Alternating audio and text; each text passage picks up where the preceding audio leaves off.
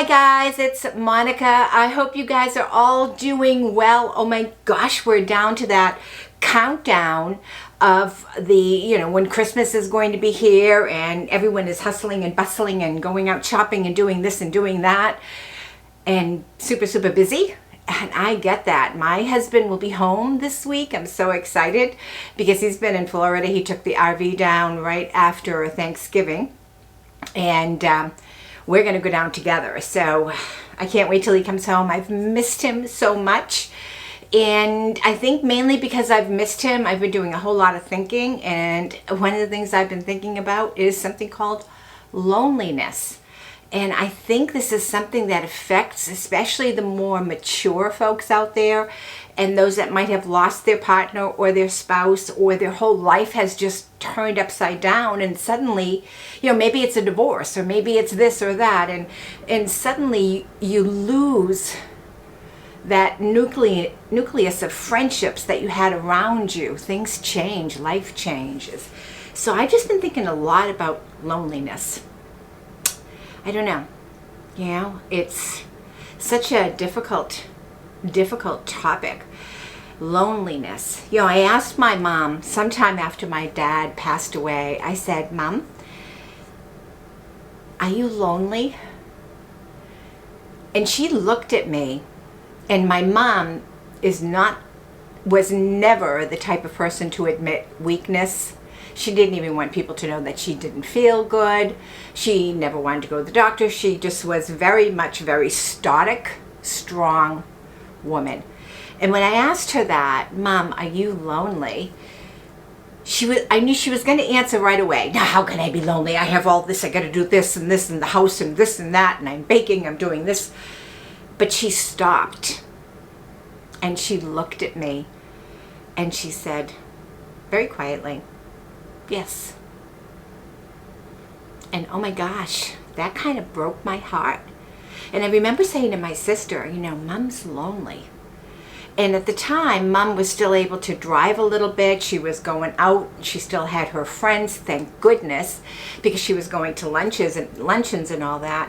But then when she got too sick to do that, when she got that she really couldn't go out and drive anymore, that's when a lot changed for her, and that's when I saw a lot change for her.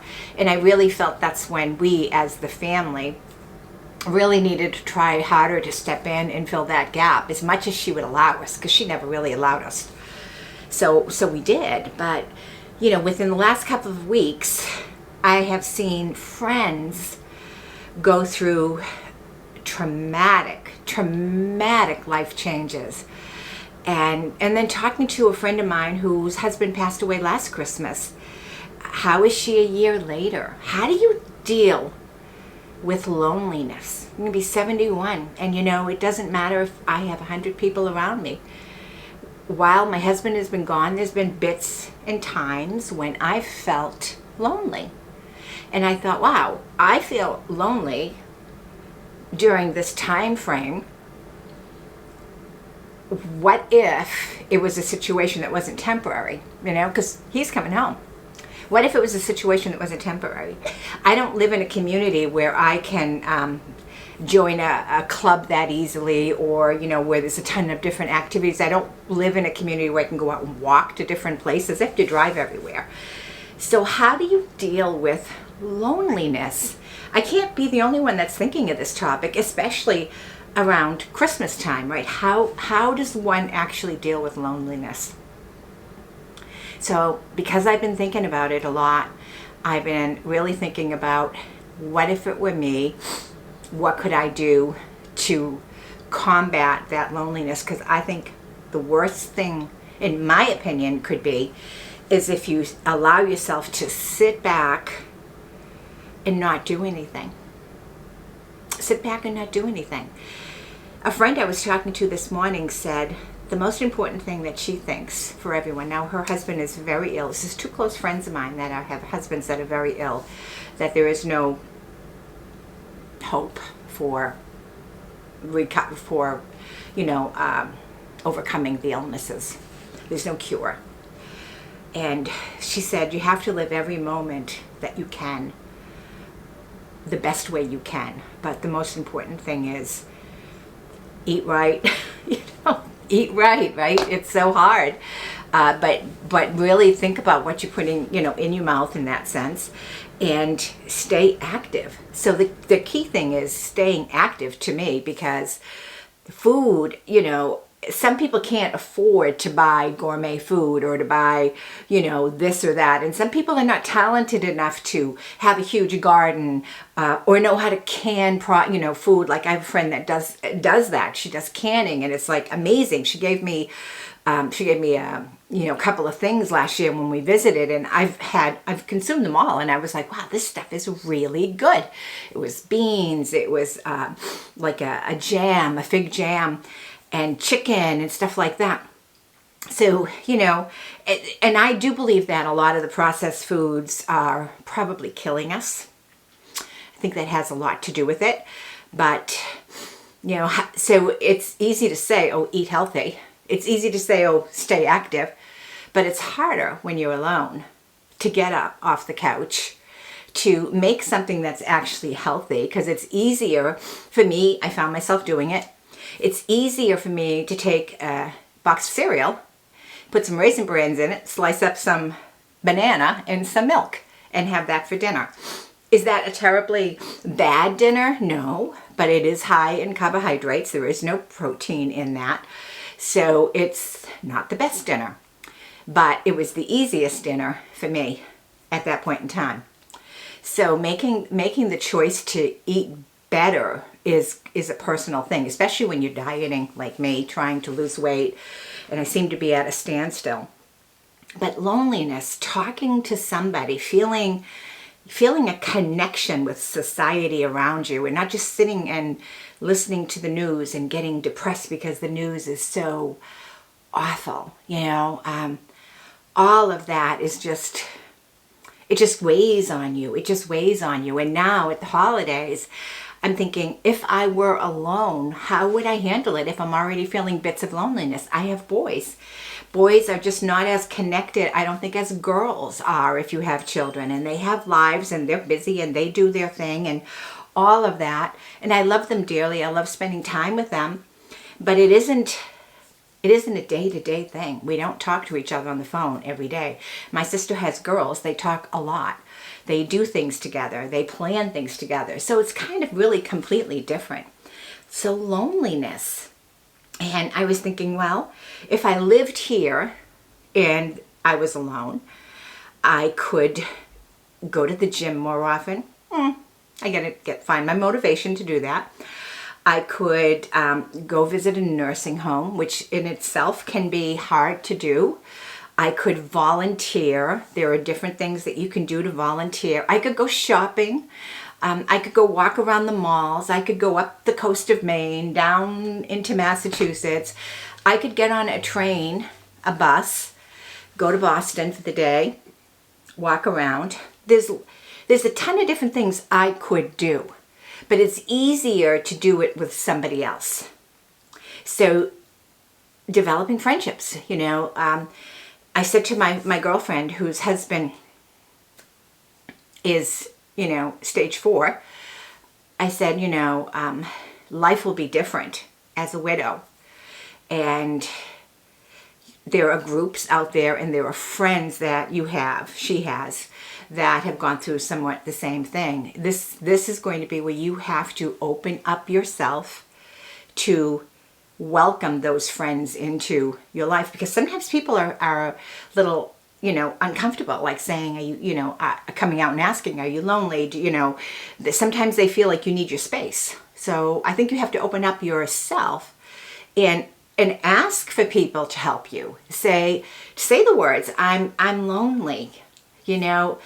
I had such a great time with my girlfriend. We just went out to lunch. We did, we went into one of these really fancy hotels that we could not afford to eat in, but we walked all around and we took pictures of the decorations. It was really pretty, really nice.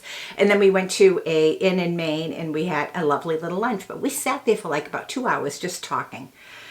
And to me, that was awesome. It filled a need I had of a human contact other than on my laptop, on the phone or in an email.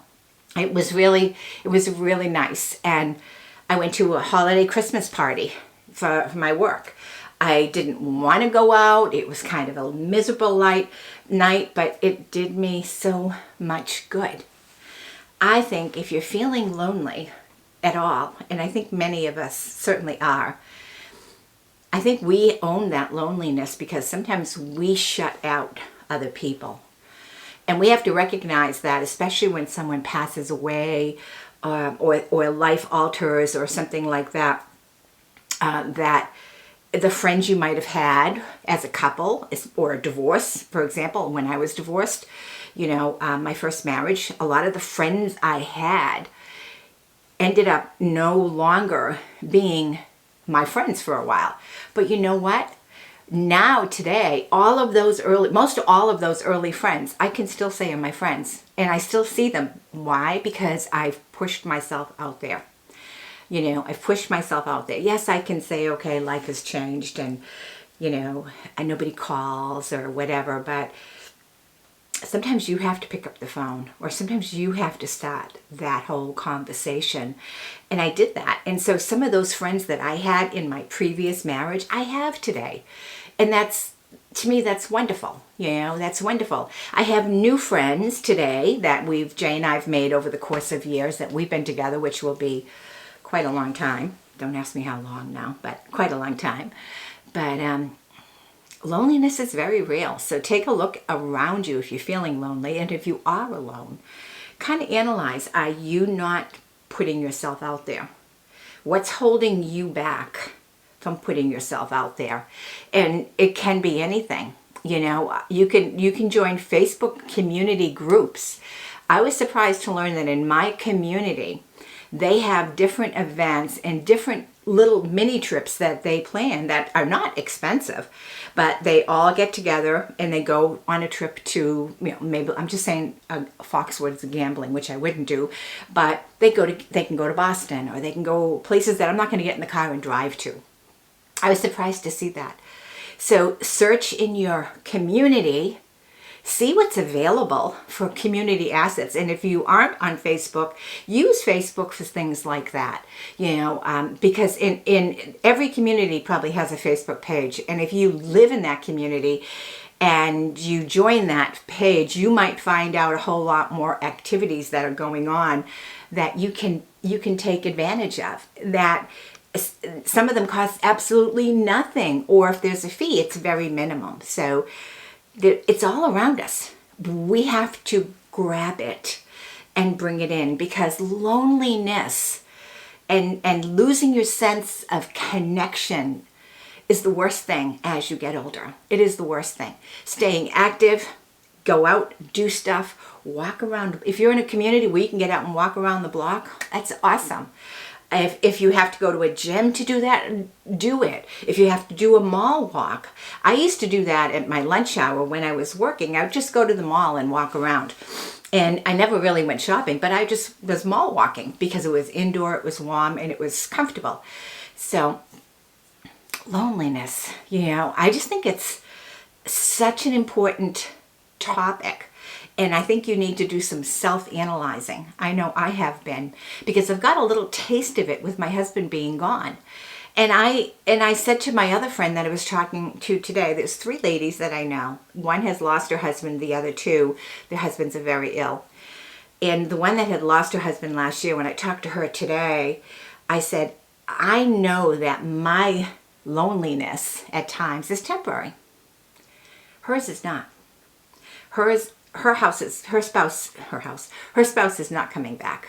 So it's completely different. But she is starting to push herself out there. A new cell phone, getting a smaller vehicle so she feels more comfortable. And she's starting to push herself out there to do different things. And that's so, so good to do. She stays active. She walks around her neighborhood. She lives in a much warmer area than we do. So she walks around her neighborhoods. Her neighbors know her. She stops and chats with people. She's pushing herself out there. It's been a long year for her, but she's doing it. And I'm like, yes.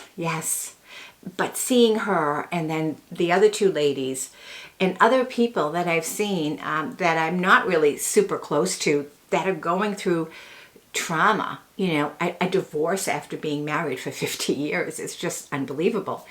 But I see it and I know these people, and I know that life is going to be totally altered for both of those spouses after 50 years. So anyways, loneliness, reach out to the people around you, and even that person that has all sorts of friends, all sorts of activities around them can be lonely too. And I'll never forget asking my mother that question, are you lonely? And I know she was going to go, nah. But she just kept looking at me in the eye and admitted she was lonely. Broke my heart. Broke my heart. And now with the holidays upon us, I know it's even going to be harder for those of us that miss people. I miss my mother, my father. I miss my brother. The feeling of being an orphan is just very, at times, overwhelming. So I miss so much. Yes, I have my family. I have my boys. I have my husband. I have my stepson. But my stepson's far away, and my stepdaughter-in-law is far away, and my boys, you know, they've got their lives. They're about an hour away. My sister lives an hour away.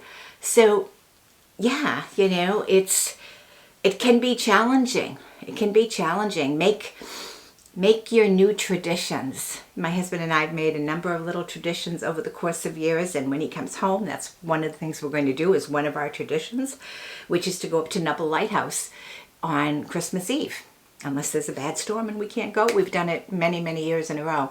So just doing things like that, you know.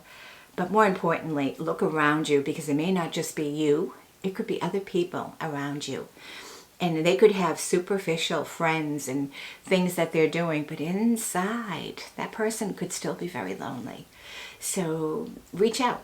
Ask the questions. You know, get involved in your neighborhood groups if you have any neighborhood groups. Are there any trips? Are there places you can volunteer? Go to the library. Volunteer in the children's room or something. Anything, even if it's one day a week or a couple of hours a week, it is something that you can do to get yourself out there, to stay active. And then, of course, eating right helps. But as we get older, staying active, both your mind and your body. Your mind connecting to people makes you feel so much better. And it makes it so much easier for you to keep your body going. I hope I'm making sense. I just can't get over the thought of loneliness and those people that could be so lonely at this holiday season. So yeah, so this video is a little bit about loneliness, obviously, and I don't have the magic answers, but be aware of what's around you if you are suffering from loneliness, because there's always something there or somebody there that can help you. So my next video is going to be all about hair. My last number of videos, I have been wearing my own bio hair. It's not the greatest. I appreciate that none of you have left me nasty comments and said, "Oh, your hair is awful." But my next video will be all about hair, what I've been doing, what my thoughts are, and some of the products I've been using. So anyways, thank you so much. Next video will be next. I'm going to go back to just trying to do Sundays. I had a video that I uploaded midweek this week that was really horrible, you know, so I'm just going to stick to one Sunday a week as much as possible and do that. And then I know we have Christmas, so I hope I'm prepared for that. Anyways, guys, thank you so much for joining me in this conversation about loneliness. Let me know below if you have any great ideas on loneliness or suggestions on how to, or if you're even lonely, and how do you deal with it? How do you deal with your loneliness? Share. I'd love to know. Let's have a conversation.